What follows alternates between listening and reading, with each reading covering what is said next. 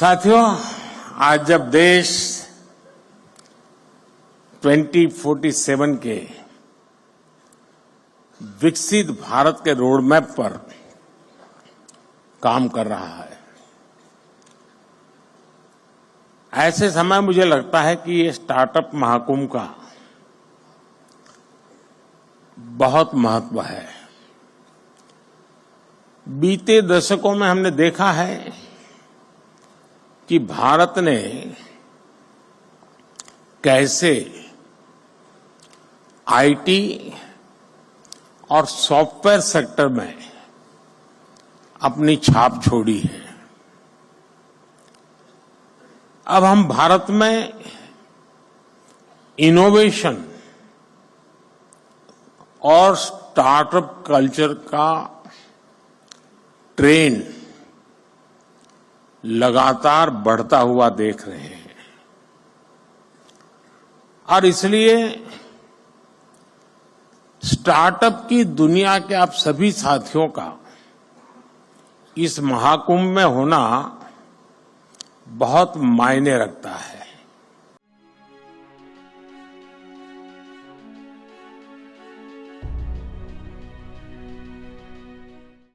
Startup launch तो बहुत लोग करते हैं,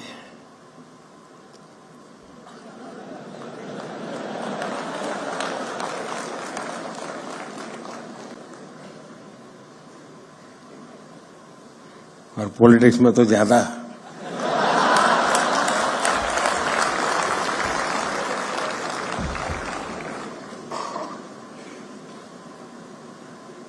और बार बार लॉन्च करना पड़ता है।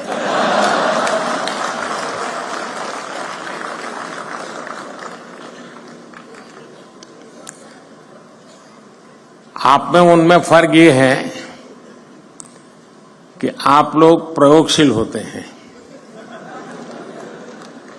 एक अगर लॉन्च नहीं हुआ तो तुम दूसरे पर चले जाते हैं।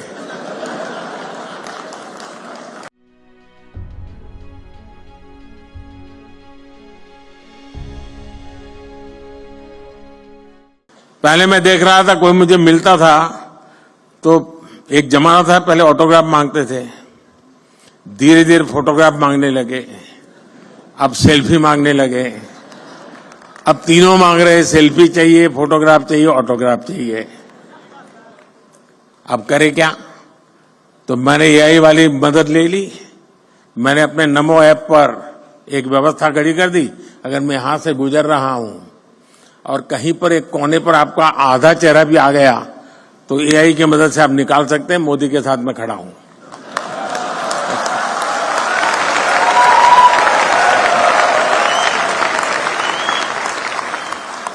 आप लोग नमो ऐप पर जाएंगे तो फोटो बूथ है, वहां से आपको फोटो मिल जाएगी आपकी।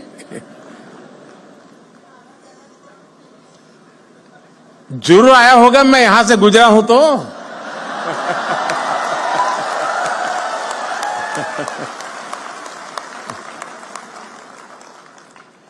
साथियों, इसलिए भारत के यंग इनोवेटर्स के लिए और ग्लोबल इन्वेस्टर्स के लिए एआई एक ऐसा क्षेत्र अनगिनत नए अवसर लेकर के आया है। National quantum mission, India AI mission और सेमीकंडक्टर मिशन, ये सारे अभियान भारत के युवाओं के लिए संभावनाओं के नए द्वार खोलेंगे। अभी कुछ महीने पहले मुझे अमेरिका की संसद को संबोधित करने के लिए उन्होंने बुलाया था, तो मैंने वहां एआई की चर्चा की। तो मैंने कहा अब एआई दुनिया का भविष्य तय करने के लिए सामर्थ्यवान बनता जा रहा है, तो जितनी वहां समझ थी उतने हिसाब से तालियां बजी।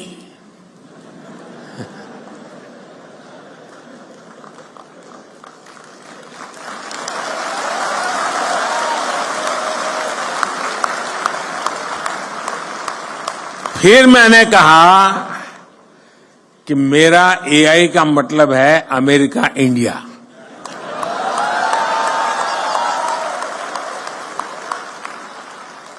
तो पूरा सभागृह खड़ा हो गया। साथियों, लेकिन ये तो मैंने वहां पॉलिटिकल संदर्भ में कहा, लेकिन आज मैं जरूर मानता हूं कि एआई का सामर्थ्य, इसका नेतृत्व भारत के हाथ में ही रहेगा और रहना भी चाहिए। भारत ने अपना ये विजन अपनी G20 प्रेसिडेंसी के दौरान स्पष्ट किया है। इसी प्रीमाइसिस में G20 समिट हुई। विश्व के सभी बड़े नेता कोविड के बाहर दुनिया को कहां ले जाना, इसके लिए खड़े बैठे थे। और इसी मंडप पे मेरा देश का यंग माइंड बैठा है, जो 2047 तक जाने का रास्ता तय करने वाला है।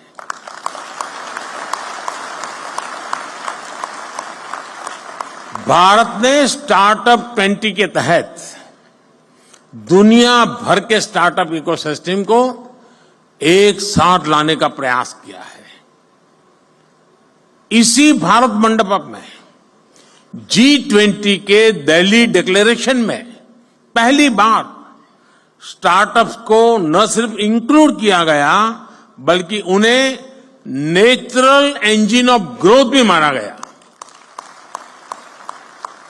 मैं जरूर कहूंगा कि आप G20 का ये डॉक्यूमेंट जरूर देखें आप, यानी किस लेवल पर हम चीज को ले गए हैं।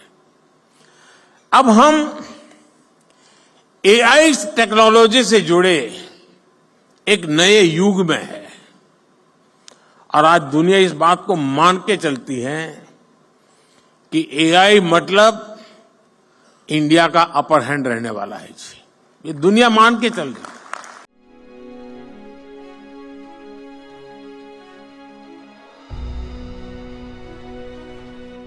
भारत में ऐसे इनोवेटिव प्रोडक्ट्स और सर्विसेज तैयार हुई हैं जिससे देश के हर कोने में डिजिटल सुविधाओं का विस्तार हुआ है। और साथियों, आपको अंदाज नहीं है कि हम जहां हैं, हम रोजमर्रा की जिंदगी है तो हमें पता नहीं चलता है, लेकिन मैं G20 समिट के समय देखता था, हमने यहां एक बूथ लगाया था जहां पर अभी आपके एग्जीबिशन लगा है, वहां G20 समिट में, और वहां यूपीआई कैसे काम करता है, हम 1,000 रुपया देते थे ताकि उनको ट्रायल रन करने के लिए काम आए। हर एक एम्बेसी अपने टॉप मोस्ट लीडर को वहां ले जाने का आग्रह रखते हुए जरा वहां देखें एक बार, यानी वहां लाइन लगी रही थी बड़े बड़े नेताओं की कि यूपीआई है क्या, काम कैसे करता है, और उनके लिए बड़ा अजूबा था। हमारे यहां गांव में सब्जी वाला भी बड़े आराम से कर लेता है।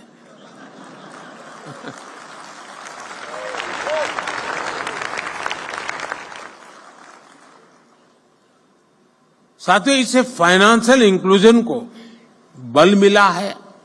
रूरल और अर्बन डिवाइड को देश कम कर पाया है। और दुनिया में शुरू में इसकी चिंता थी, जब डिजिटल प्रोग्रेस होने लगा तो हैव्स एंड हैव नॉट्स वाली थियरी इसके साथ जुड़ गई थी, सोशल डिवाइड की बात हो रही थी। भारत ने टेक्नोलॉजी को डेमोक्रेटाइज कर दिया है और इसलिए हैव्स एंड हैव नॉट्स वाली थियरी मेरे यहां चल नहीं सकती है। मेरे यहां सबके लिए सब कुछ है। आज एग्रीकल्चर हो, एजुकेशन हो, हेल्थ हो, इनमें स्टार्टअप के लिए नई संभावनाएं बन रही है। मुझे इस बात की भी खुशी है कि हमारे 45% से ज्यादा स्टार्टअप्स,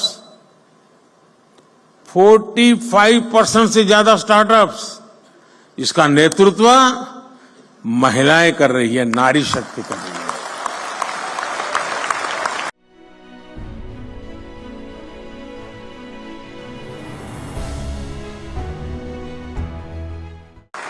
और फिर जब देश ने स्टार्टअप इंडिया अभियान शुरू किया तो देश के युवाओं ने दिखा दिया कि वो क्या कुछ कर सकते हैं।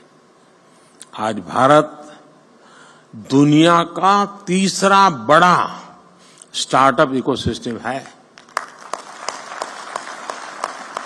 2014 में जहां देश में कुछ 100 स्टार्टअप भी नहीं थे, आज भारत में करीब 1.25 लाख रजिस्टर्ड स्टार्टअप्स हैं और इनसे करीब 12 लाख नौजवान सीधे तौर पर जुड़े हुए हैं। हमारे पास 110 से ज्यादा यूनिकॉर्न्स हैं। हमारे स्टार्टअप्स ने लगभग 12,000 पैटेंट्स फाइल किए हैं और बहुत सारे स्टार्टअप्स ऐसे हैं जो अभी तक वो पेटेंट के महत्व नहीं समझे हैं। मैं अभी भी मिल के आया, मैंने पहला ही पूछा, मैंने कहा पेटेंट हुआ गया? नहीं, बोले प्रोसेस में है। मेरा आप सबसे आग्रह है उस काम को साथ साथ चालू ही कर दीजिए, क्योंकि आज दुनिया इतनी तेजी से बदल रही है, पता नहीं कौन कहां हाथ मार ले।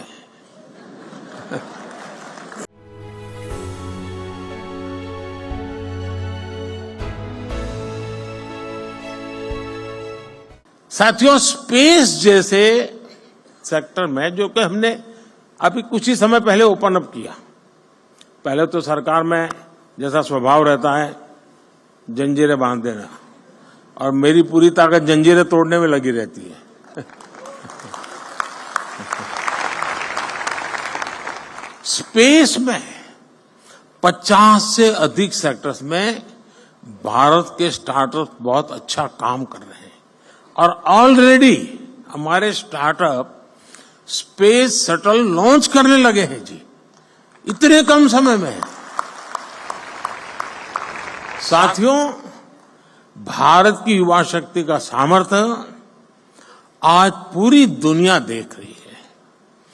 इस सामर्थ्य पर भरोसा करते हुए देश ने स्टार्टअप इकोसिस्टम निर्माण करने की तरफ अनेक कदम उठाए हैं।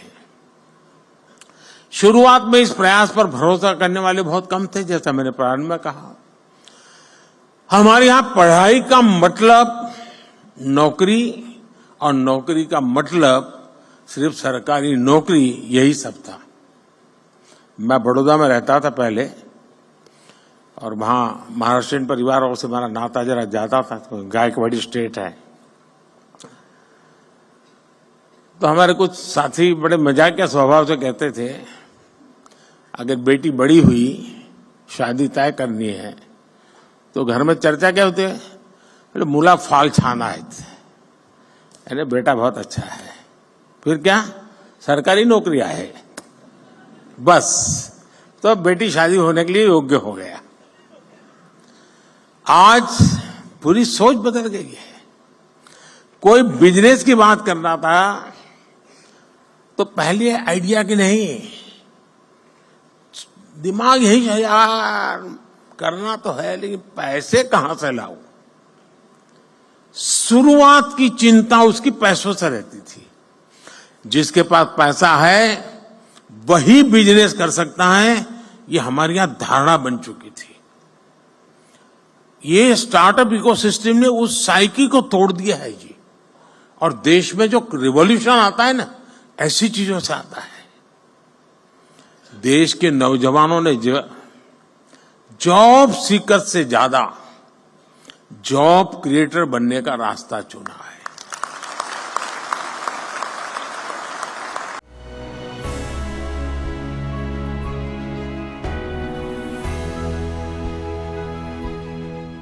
तो मुझे एक विचार आया, अब आप लोग तय करना मैं सही हूं कि गलत हूं।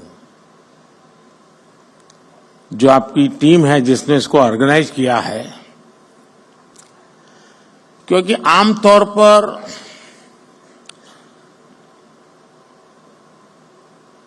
सार्वजनिक जीवन में, उद्योग जगत, व्यापार जगत में कोई भी निर्णय होता है तो उसका संबंध सरकार से होता ही है, और जब सरकार से होता है तो फिर थोड़ा 5 साल का टाइम टेबल रहता है।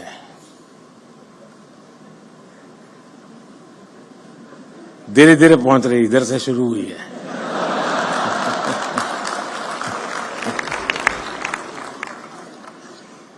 और इसलिए आमतौर पर जो व्यापारी मन होता है वो सोचता है यार अब चुनाव का वर्ष है, अभी रहने दो, एक बार चुनाव हो जाए, नई सरकार बनेगी तब देखेंगे। ऐसा ही होता है ना। लेकिन आप लोग इलेक्शन डिक्लेयर हो चुका है, उसके बावजूद भी इतना बड़ा कार्यक्रम कर रहे हैं।